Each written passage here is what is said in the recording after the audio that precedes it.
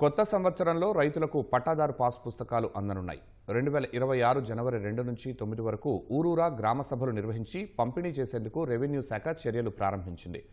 Resurvey పూర్తయిన గ్రామాల్లో YCP ప్రభుత్వం జగన్ బొమ్మలతో పట్టాదారు పాస్ పుస్తకాలు ఇచ్చింది. దీనిపై రైతుల్లో తీవ్ర అసంతృప్తి వ్యక్తమైంది.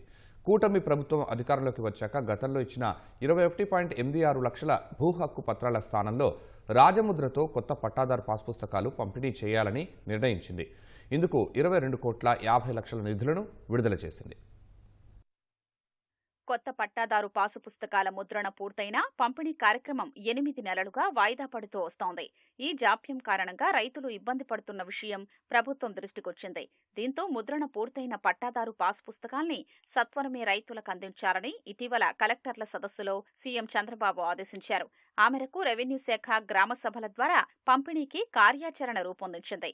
జనవరి 2 నుంచి 9 వరకు పట్టాదారు పాసు పుస్తకాల పంపిణీకి రెవెన్యూ గ్రామ సభలు నిర్వహించాలి. పట్టాదారు వివరాల్ని వెబ్లాండ్లోని వివరాల ప్రకారం సరిపోల్చి చూసి ఎలాంటి తప్పులు లేని పాస్ పుస్తకాలు అందజేయాలి. వేలిముద్ర ద్వారా సంబంధిత పట్టాదారుకు కొత్త పుస్తకాలు అందించేలా చూడాలి. ఇందుకోసం అవసరమైన పరికరాలు అందుబాటులో ఉంచాలి. పంపిణీ ప్రక్రియ వీఆర్ఓ ఆన్లైన్ కేవైసీ ద్వారా నిర్వహించాలి. పుస్తకాలు అందాయంటూ లబ్ధిదారులతో సంతకాలు తీసుకోవాలి.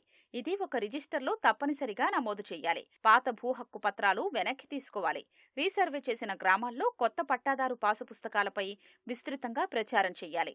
పారదర్శక పంపిణీలో భాగంగా నిర్ణయించిన తేదీ, సమయాలపై సంబంధిత ప్రజా ప్రతినిధులు, లబ్ధిదారులు, ఇతర భాగస్వాములకు ముందే తెలియజేయాలి. జిల్లాల వారీ షెడ్యూల్ కార్యక్రమాల వివరాల్ని డిసెంబర్ 30లోగా సీసీఎల్ఏ కార్యాలయానికి పంపాలి.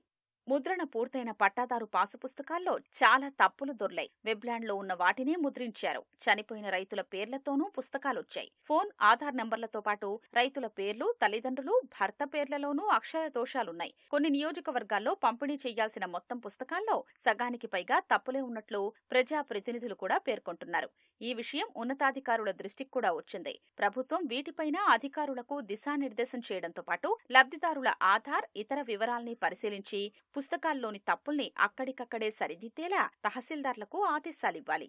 ఎల్పీ, ల్యాండ్ పార్సెల్, విస్తీర్ణం, చనిపోయిన పట్టాదారుల స్థానంలో వారసుల పంపిణీకి సంబంధించిన ప్రక్రియ నిర్దేశిత సమయంలో పూర్తి చేసేలా చూడాలి.